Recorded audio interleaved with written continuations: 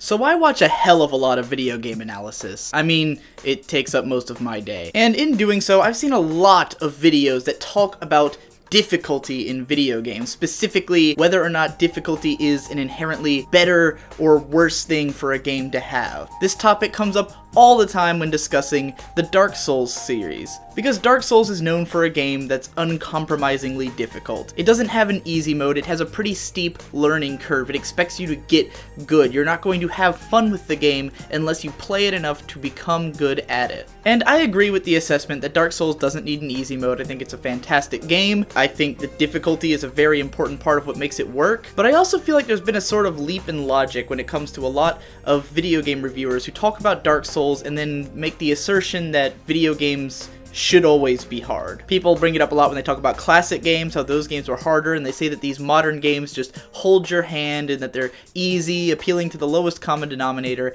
etc. But I'm going to posit that when a game is really hard to get into, that means that it has a high skill floor. Like, the minimum amount of skill you need to play the game is pretty high, right? A game like Dark Souls, you're not going to get very far in it unless you get good at it. You have to learn the mechanics, learn the structure, and the game's not going to hold your hand through it. But I think more importantly than that, what makes Dark Souls a classic game, what makes it so replayable that people go back to it again and again and again, is that it also has a high skill ceiling. You can always get better at Dark Souls. Yes, the first time you play through it, you have to get really good if you want to play through the entire game. A lot of people take 90 hours to beat Dark Souls for the first time.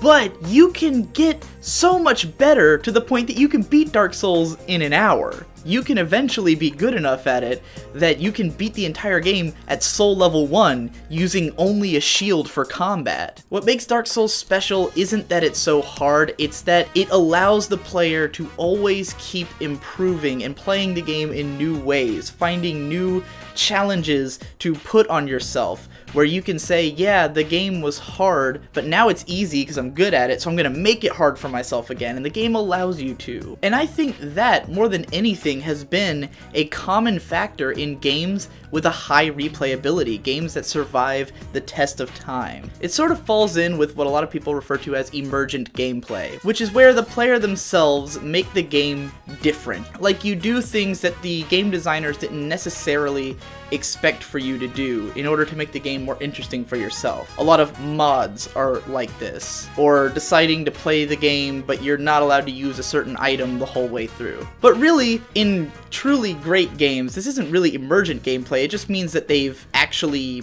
planned for you to be able to do whatever you want. When you play Super Metroid, there are a ton of different ways that you can make it through the game because there's lots of shortcuts and different things that you can do to get through quicker, but it's not really emergent gameplay. You're not making it up yourself. The programmers allowed that. They made it so that if you know the game well enough, you can play through it differently. A game that you can always be getting better at, always be learning new things about, is a game with a high skill ceiling. And it doesn't matter how high the skill floor is if the skill ceiling is sky high, because it means that no matter how good you have to be to start off the game, as long as you can keep getting better, there's always incentive to keep playing. A game series that I think is perfect for describing this is the Kirby games. Now, I did a video on the Kirby game series not long ago in which I said that the reason that these games are so popular, the core appeal of them, is that they are games where you are super overpowered. You just run through, you wreck everything, it feels super cathartic and super cool, and you can be a total badass. But the thing is that Kirby games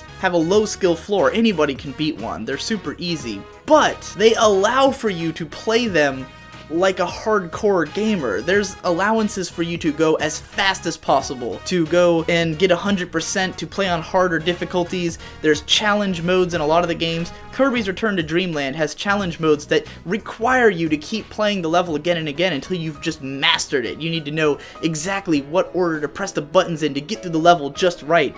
Yeah, anyone can finish challenge mode, but getting a gold medal in challenge mode, it can take a while. It can take perfecting the controls and movements. That's why Kirby games survive so much in the speedrunning community, where people will memorize where the enemies are that have the rolling ability so that they can get there and then roll through levels as fast as possible, you know, learning everything about the game to play it as fast and as intensely as possible. I don't think the problem is that games are too easy or that they're holding your hand. The problem is that not enough games allow the player to go play it in a different way. Having a big tutorial, not a problem. Having an unskippable big tutorial, kind of obnoxious. Having a game that's completely linear, not necessarily a bad thing. Kirby's completely linear, but making it so you can explore that linear world in different ways by using different techniques, by saying this time I'm going to use this power-up instead of that one, by, in like a Mega Man game, by having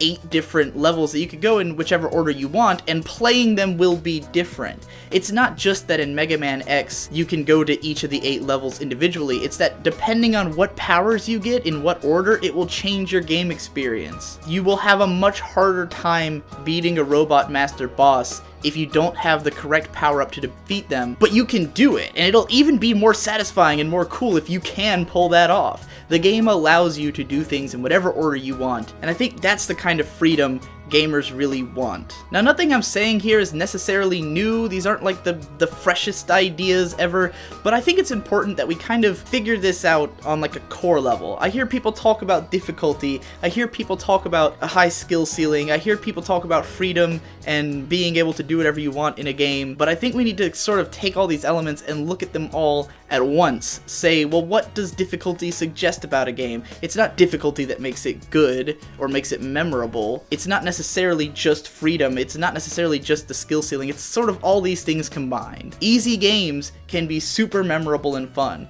Games that are just moderately hard, if they can get better, if you can play like old school Sonic the Hedgehog, where Sonic's not really a hard game, but it's not satisfying to play the first time. You have to get good at it to make it more fun. When you play through Sonic and you know everything you're doing and you can just rush through a level at maximum speed, that's when Sonic was most satisfying. That's why there's just certain games that the speedrunning community latches onto, because those games understand that. They're games that have that ability to play through it in a different way than what was the initial, like, first experience. Altogether, I think it's something to look out for, to give consideration to. Don't think about how easy is this game or how hard is this game. Think about how much fun is it to play it when it's not on easy mode anymore. You know, like maybe you play a game that's linear and simplistic on normal mode, but if the game has an insane difficulty, then I think it's unfair to say, oh, it's a coddling and it's appealing only to the modern gamers and holding your hand and everything, but it's like there's other difficulty modes. The whole point is that, yeah, it was easy the first time, but you can get better. You can play it on higher difficulties. And if a game is more fun on those high difficulties, then that's always interesting. There was a great video by the guy, I don't remember his name, he did the script of Borderlands 2. That guy did a video a long time ago that not a lot of people watched, but he talked about how when he played Metal Gear Solid games, then he had found them really boring until he played them on the highest difficulty, because it forced him to find out that the game had so many ways it could be played. And you can really see the exploration of all those ways in the Super Bunny Hop video about Metal Gear Solid 3, where he talks about how high-level gameplay is like this crazy mindfuck of what you're actually doing in comparison to what you'd be doing at low-level play. And I think too many reviewers especially rush through games so quickly that they don't necessarily see all the potential of how the game can be played differently. When a reviewer plays through a game at normal difficulty and they just kind of rush through it, then their impression tends to be very different from someone who gets super into the game.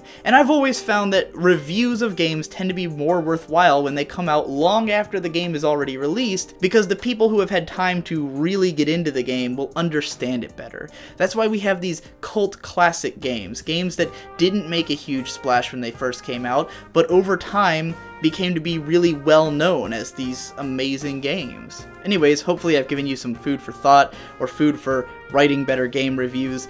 I just wish I lived in a world where game reviewers didn't review stuff the week it came out, and instead reviewed it after a year when they've played it all the way through, and when people have talked about it and someone who loves the game has found out how to make it good, and then everyone else goes back and replays it, you know? Some reviewers will argue things like, I shouldn't have to play through 10 hours of a game before it gets good, and I completely understand that.